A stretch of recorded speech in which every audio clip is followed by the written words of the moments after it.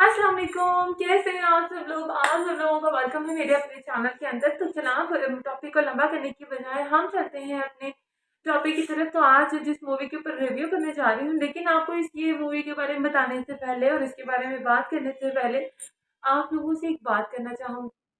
तो बताइए, ज़िंदगी में कितने लोग आज तक चक्कर दे चुके हों? अच्छा, ऑनेस्टली उसे बता देना चाहिए, कमेंट सेक्शन में उसे बताना चाहिए कितनों को चक्कर दे के यहाँ तक पहुँचे हुए हैं और कैसा एक्सपीरियंस रहा। वैसे सबकी लाइफ में ऐसा टाइम आता ज़रूर है और हो जाता है, कभी इंटेंशनली तो कभी नॉन इंटेंशनली। कुछ ज़िंदगी की रियलिटी, कुछ फैक्ट के साथ। और मैं आपकी होस्ट और साथ ही साथ आप लोगों की दोस्त आप लोगों के साथ लेके आई हूँ एक नई मूवी। मूवी का नाम है चक्कर। तो अभी आप लोग यहाँ पे स्क्रीन पे देख सकते हैं, ये मैंने इसका बैनर लगा दिया हुआ है, आप इसको देखिए। मूवी लॉन्च हो चुकी है। तो सबसे पहले मूवी के बारे में बात करें तो मूवी के अंदर कौन कौन मौजूद है। तो मूवी के अंदर मौजूद है नीलम मुनीर, और उसके बाद यासिर नवाज के साथ साथ एहसन खान और बहुत सारे खूबसूरत कैरेक्टर्स। लेकिन आप लोग सोच रहे होंगे इस मूवी में ऐसा क्या खास है। यासिर नवाज और नीलम मुनीर की ऑलरेडी एक जो है जैसे आंख आंख का रिश्ता, इस तरह का उसका ड्रामा सीरियल है जो कि बहुत ज़्यादा ओएसटी हिट हुआ है और जैसे धूम मचाई थी पूरे पाकिस्तान में। लेकिन ये उसको क्रॉस करने वाला, यहाँ पे कुछ डिफरेंट होने वाला है, क्योंकि यहाँ पे स्टोरी है सारी गिर्द घूम रही है नीलम के करीब। और नीलम का इस मूवी में करैक्टर है डबल रोल का। जी हाँ, तो मैं डबल रोल की बात कर रही हूँ। तो यहाँ पे नीलम और नीलम की बहन, जिसका नाम मेहदीन और जारा है। जारा एक अदद मॉडल है और मॉडल अपनी मूवी के अंदर ज़ारा एक अदद मॉडल है और वो मॉडल मूवी के अंदर पैसों की लालच, जैसे कहते हैं ना, जब कोई शो बीच में आ जाता है तो उसके अंदर ये चीज़ आ जाती है, या रियल लाइफ में भी। तो अपने खूनी रिश्तों को भूल जाता है या अपने रिश्तों की और अपने एहसास की पहचान को खो जाता है, खो देता है। मेजॉरिटी लोग बेनकाब हो जाते हैं। ठीक इसी तरीके से यहाँ पर भी दोनों बहनों के दरमियान 100 मिलियन का जो प्रोजेक्ट है, कुछ इस तरह से होता है कि वो लड़की जो ज़ारा खान होती है, जो दोनों बहनें हम शक्ल हैं, वो अपनी बहनों को पैसों की लालच में आकर कत्ल करवा देती है। अब कत्ल की स्टोरी इससे भी ज़्यादा इंटरेस्टिंग है कि वो कत्ल की स्टोरी करती किसके साथ है। तो जनाब, वो अपनी ही बहन का कत्ल अपने ही जीजू, मतलब अपने भाई के साथ मिलकर, उन दोनों का आपस में अफेयर, जिसे कहते हैं बहुत बहुत गलत चीज़ है, लेकिन उन दोनों का आपस में अफेयर होता है और अपनी बीवी को 100 बिलियन, मतलब 100 करोड़ के लिए वो अपनी बीवी को मारने की प्लानिंग और अपनी बहन को मारने की प्लानिंग करते हैं। अब सवाल ये होता है कि ये मारने की ज़रूरत क्या थी, क्योंकि वो मॉडल के नाम थी और दूसरी जो बीवी थी वो एक घरेलू खातून थी। तो अभी हम लोग बात करें कि वो घरेलू खातून थी, लेकिन घरेलू खातून होने के साथ साथ आप लोग को बताते चलूँ, क्योंकि महरीन जो कि एक मिडिल क्लास फैमिली से और मिडिल हाई क्लास फैमिली से बिलोंग करती है, एक शादीशुदा खातून है, और दूसरी उसकी बहन एक अनमैरिड लड़की है जो कि एक मॉडल है, टॉप मॉडल है। बात ये होती है, टॉप मॉडल ने करवाया होता है अपना इंश्योरेंस, और इंश्योरेंस की रकम है पूरे 100 मिलियन। है ना हैरानगी की बात। वैसे पाकिस्तानी मूवीज में इतने पैसों की बात तो कभी भी नहीं होती। इतनी पाकिस्तानी इंडस्ट्री अभी तक तरक्की याफ्ता ही तो नहीं, शायद अब हो चुकी हो, खैर हमें क्या।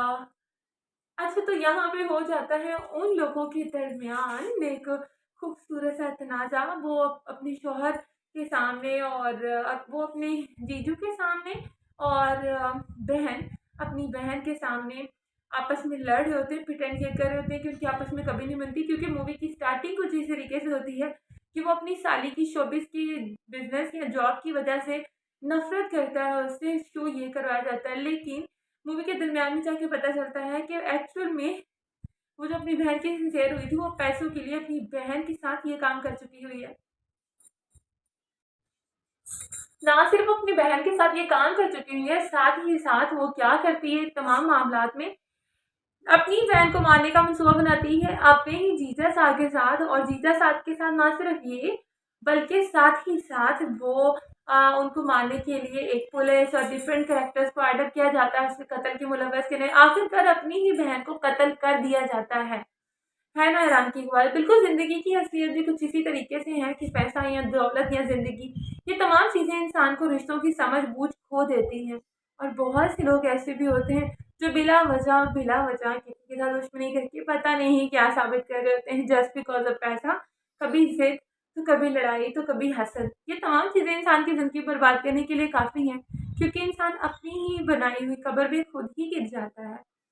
लेकिन ये बातें तो होगी सारी साइड पे, इसको साइड पे करते हैं। लेकिन वैसे मैं बहुत लेकिन कर रही हूँ, लेकिन ज़्यादा परेशान होने की ज़रूरत नहीं है, हम आगे चलते हैं। तो मूवी का इंटरवल होता है, मूवी के इंटरवल के साथ बहन का केस चलता है, और केस चलने में सबसे प्यारी बात जो मुझे लगी, बहन भाई का रिश्ता दुनिया में सबसे ज़्यादा कीमती होता है, सबसे ज़्यादा पुरएतमाद होता है, सबसे ज़्यादा भरोसेमंद भी होता है। लेकिन मुझे इस सारी मूवी में उन दोनों के कैरेक्टर्स बहुत अच्छे लगे। एक मुँह बोला भाई अपनी बहन के लिए फाइट करता है, क्योंकि वो अपनी बहन की नेचर जानता है। वो उसके लिए फाइट करता है और उसको बताता है कि वो महसूस कर रहा था उसके लबो लहजे से, बातचीत के अंदाज़े से, कि वो उसकी बहन नहीं है बल्कि उसकी बहन की बहन है। क्योंकि उन दोनों का मूवी के अंदर ट्विस्ट ये होता है कि बहनें आपस में 7 डेज़ के लिए, जब उसका कत्ल होना होता है, तो प्लानिंग ये होती है कि 7 डेज़ के लिए दोनों इतनी ज़्यादा हमशक्ल दिखाई गई हैं, बताई गई हैं, कि वो अपनी बहन को लालच देती है कि 7 डेज़ के लिए आपकी मियाँ आपके घर मौजूद नहीं है, तो आप अपना अपीयरेंस चेंज करें और गो थ्रू करें।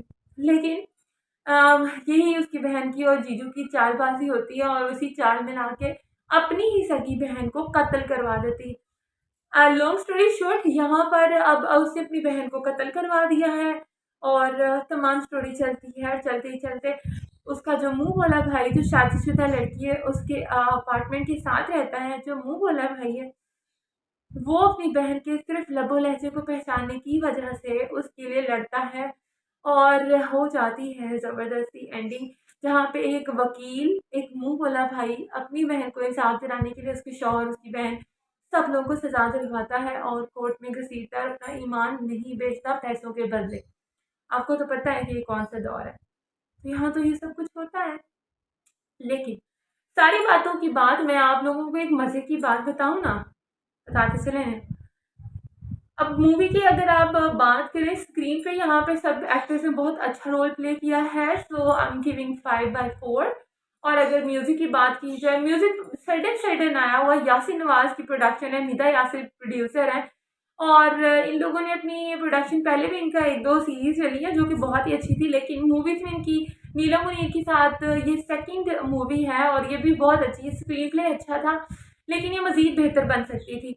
आप लोगों को कैसी लगी, आप लोग बताइएगा। अगर म्यूज़िक की बात की तो 5/3, और कटिंग जो बात करूँगी, म्यूज़िक मज़ीद जो बैकग्राउंड म्यूज़िक एनर्जेटिक हो सकता था, क्योंकि इसमें एक्शंस भी थे, और एक्शंस मज़ीद बहुत बेहतरीन हो सकते थे, तो ये मूवी ज़्यादा जानदार थी।